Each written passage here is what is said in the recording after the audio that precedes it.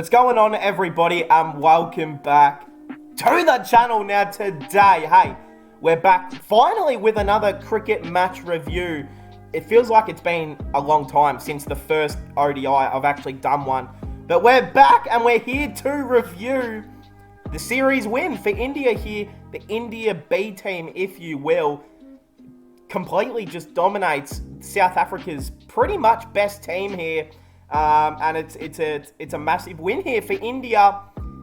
For South Africa, it means they are not going to qualify for the ODI World Cup in India next year, which, if you ask me, is pretty embarrassing and pretty disappointing for South Africa that they're not going to be a part of the ODI World Cup next year. But, hey, that sucks for them, I guess. Firstly, I don't know why I just paused there, but if you guys are new, subscribe, leave a like, comment down below your thoughts on this series, your thoughts on this game.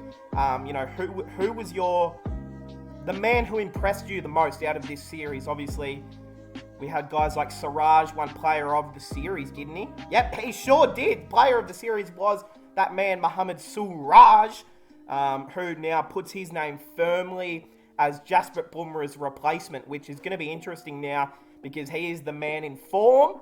So it's going to be interesting to see which way the selectors go here with either Siraj, who's in form, or do they go with Mohammad Shami, who hasn't played since dinosaurs were around. So it's going to be interesting to see how they go here. Player of the match was that man, the King Kuldeep Yadav, 4 for 18. He was in just at his very best during this series. No one could really pick him at all. And this is what we love from Kuldeep Yadav. Just speaking on Kuldeep Yadav as well, I think in the World Cup next year, the ODI World Cup, I think it's every chance that we see Kulchar return. I think we might see Yuzi and Kuldeep Yadav bowl together again in the 2023 World Cup. I don't see a reason why we wouldn't. Obviously it's in India. You want to have, the best of the best spinners. You don't want to be relying on someone like Jadeja to have to bowl 10 overs a game because, he hasn't bowled in quite a while as well. So I think we might see Kulchar back in the World Cup next year, which, I tell you what, would make me happy, would make me smile, I know that it would make a lot of other people happy. So hashtag Kulchar for 2023. We are the #1 campaigner over here because we want that to happen. So hashtag Kulchar in the comments right now. Let's hope we can manifest it and we can see it next year. All right, South Africa. Well, they got tumbled out for 99 here in the decider. Just embarrassing, if I'm going to be honest. Look, don't get me wrong. It was really, really, really good captaincy from Shikhar Dhawan for the bowling changes. He started the game off with spin as well. It was a really smart decision from Shikhar. And they just didn't give the Indian batsman, the South African batsman any sort of breathing room. It was just, 2 overs of pace, and then all of a sudden you've got to face another 6 overs of spin, and then they would switch it back up with a few overs of pace. It seems like they just didn't have a plan really in place here, the South Africans. Janiman Malan, he's had a really bad series. He goes for 15. Quinton de Kock, he's had a pretty average series as well. I don't know with QDK. I just don't know with him anymore. Now, look, he is still South Africa's, I want to say, top 3 batsman, but he's been in some really bad form. And I know that he had that massive century in the IPL, like 140, which, I'm not doubting that he can still be one of the best T20 cricketers. But I think ODI cricket is coming to the end for Quinton de Kock. I don't know if I'm, being a bit, ahead, but how old is Quinton now? Let's have a look. How old is QDK now? He's only 29? I thought he was like 32. Oh, brother. Yeah, that's my bad. Okay. No, Quinton de Kock, he's fine to keep playing. That's my bad. As I cough. I thought he was like 32, 33, so Yeah, no, you're fine where you are there, QDK. That's my bad, mate. I'll edit that out. All right, Reza Hendricks, he went for 3. Markram for 9. Markram has had a horrible series. Henrik Klaassen, he's actually probably been, other than David Miller, he's been their best batsman for sure. 34, made a nice little, 60 in the last game as well. So, look, Henrik Klaassen, he can keep his head up high. He's been really good. David Miller, the skipper, look, he chopped on in this game and then he reviewed it. He reviewed himself getting bowled, which I thought was interesting, but that's the man, Killer Miller. He's had a really good series, of course, with that century in the first game. So, he can keep his head up high as well. Plekowayo, he went for 5. Marco Jansen gave a little bit late, 14. This dude on debut, whatever. Nordic, it doesn't matter. So, into the Indian bowlers where the damage was just done early. As you can have a look here at the fall of wickets, they just fell in quick succession. 1 for 7, 2 for 25, and then this is just after the second wicket, it just really did fall apart. 3 for 26, 4 for 43, 5 for 65, 7 for 61. Yeah, I mean, you're in a bit of trouble there. If you're ever 5 for 66 at the 20th over mark, you're in a bit of danger there. Unless you have MS Dhoni ready to come out, you're not going to go well, are you? Okay, into the bowlers. My bad if you just seen the little fire edit right there. I had to let out a big cough and all of that. I don't know why I'm saying it, but let's get into it. Okay, Washi Sundar, 2 for 15 off 4. Came into the squad. Who did he replace? Oh shit, I'm trying to remember who he replaced in the second ODI, but he came in the second ODI, looked really good, and then he bowled exceptionally well here in the third over. It's just good to see him healthy, good to see him playing. You know what? How old is Washi Sundar? He wouldn't be anything more than 25. 23? He's 23? I didn't think he was that young. Wow. I mean, Washington Sundar, in my opinion, I mean, he's got so much untapped potential at the moment. He is a really good bowler, but he's a really good batsman as well, down the order. So I think, I didn't know he was still that young. He's got a massive future ahead of him, doesn't he? Mohammad Siraj, I mean, player of the series, 2 for 17 off 5. On 3 pitches, respectfully, that were definitely batting decks as well. Mohammad Siraj stood up throughout the entire series, taking wickets when it mattered. 2 for 17 off 5. He puts his name right there at the front to be Bumrah's replacement, which I think is such a good story. And it just shows, as long as you play well before your opportunity, you're right there in the frame. Mohammad Siraj, before this ODI series, he was not anywhere near being picked. Let's be honest. Mohammad Siraj was not going to be picked. But now that 3 ODIs have gone, he's bowled exceptionally well on 3 pretty difficult bowling pitches for pacemen. He looked pretty good. He looked really, really good. So, hey, it would be a pretty good story for the man Siraj to get a spot in the squad. Avesh Khan, the Mr. Flu Man, none for 8 off 5. He actually bowled pretty well as well. Shabazz Ahmed, this kid is going to be special as well. I mean, when you've got Shabazz Ahmed and Washi Sundar, who are both... How old is Shabazz? 27. Damn! I didn't know he was that old. I thought he was 24, 25, but...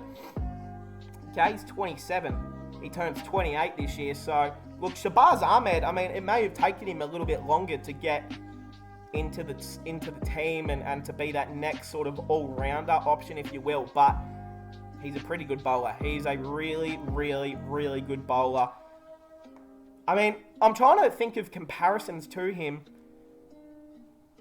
I think the way he bats is a lot of Yuvraj Singh, but it's interesting. I mean, there's a lot of players that you can compare him to, a lot of, left-armer, spinners, batsmen, but he bowled exceptionally well, and he bowled really well in the second game as well. 2 for 32 off 7. Lord Takua, he just gave all the rest of the bowlers an opportunity to have their shine, and that's what the great man Lord does. None for 8 off 2. It's just inspirational bowling, if you ask me. And then the man Kuldeep Yadav, who, hashtag Kulchar 2023. I think it's going to happen. 4 for 18 off 4.1. Hashtag Kulchar 2023. Come on, baby. And that's it. Is that it? No, we got to get into the Indian batsman here. I don't know what I'm saying there. All right.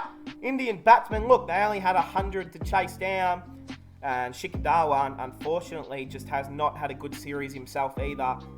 8 off 14. Got run out. Whatever. You move on from that. Shubman Gill, who, again, looked really, really awesome until his dismissal. And you're just thinking, Shubman, you had a half century there just waiting for you.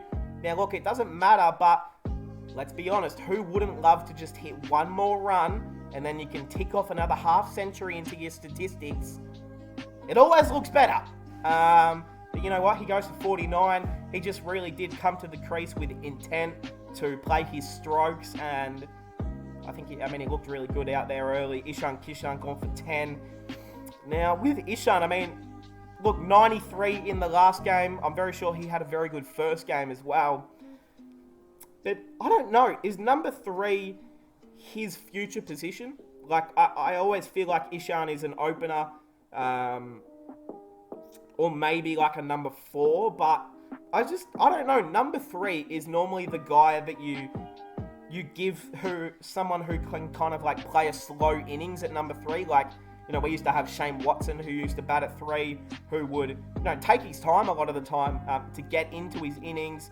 I feel like Ishan at number 3, he's the sort of guy who doesn't want to build into, a 20-ball innings and just knock it around.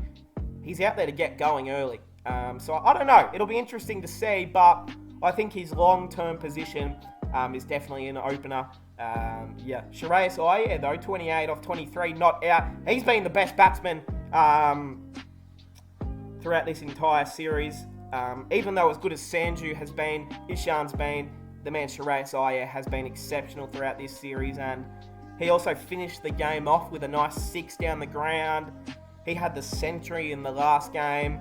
He's looking pretty strong, the man Shreyas Iyer. He looked to improve on his short ball a lot as well. Now, look, I'm not saying that he's a perfect short ball player, but he definitely got challenged with a few short balls, and he just seemed to, take a step back, not just try and swing at it and send it for 6. He just looked like he got a little bit of control on it, and he's just trying to place it down, which is a super important thing considering how many times we've seen Shreyas Iyer get a short ball and then he just try and smacks it and it goes straight up and he goes out. So I think he's looking a lot stronger, a lot better. And I think, 2023 ODI World Cup, again, it wouldn't surprise me if we see Shreyas Iyer a part of that World Cup next year on home soil. Samson, we love Sanju. He, not out for 2. Very inspirational there at the end. So, the bowlers, no one cares. All right, that's how it is going to end. Let's have a look at the statistics throughout this series. Can we do that? One moment, I'll be back. I'm going to bring up all the statistics. Okay, we've got all the statistics up here from the ODI series. Let's go through it. Most runs, of course, was the man Shreyas Iyer. 191 runs, an average of 191. He didn't go out. Oh, no, he did. He did go out, so that's my bad. The high score of 113 not out was just an incredible knock. 1 half century, 100. You got Henrik Klaasen, who I said had a really good series. He finishes second in the runs column with a high score of 74 not out, average of 69. Hashtag shout out to the man Henrik Klaasen for that one. And he was really good. Ishan as well, who had the high score of 93. Other than that, didn't really find himself many runs, but impressive. Sanju Samson, for some reason, they don't even have an average here for him because he averaged too many, I guess. 118. Yeah, he was good. David Miller as well. So, I think a great series there from Iyer, Klaasen, Kishan, Samson, Miller. Definitely the standouts with the bat throughout this series. All right, the most wickets was the man Kuldeep. Kuldeep, He's back, baby. He is back. He takes 6 wickets, best bowling of 4 for 18, an average of just 5 economy, 17 with the ball, bowled 20 overs. If you guys can hear a bunch of wind at the moment, it's absolutely blowing and like so much wind right now, but I'm going to continue. Siraj, I mean, he took 5. He was awesome. Economy of just 4.5 as well, which is a super important thing for a paceman to keep eye of. Ngidi, Sundi, Lord, Shabazz, Rabada, that's kind of how it went right there. And then the best bowling figures was that man Kuldeep right there. So that is how the series will end. We also had the T20 games before it, so we'll just have a look here. King Arshdeep took the most, we know that. And then the T20 internationals, they were the runs there. So, hey, that will officially cap it off. India, B team if you will, beat South Africa 2-1 in a great series here. A really, really good series of cricket. And let's leave it on some of these photos right here. Very, very inspirational right there. Hey, I hope you guys all enjoyed. Comment down below your thoughts. And I'll see everyone in the next one.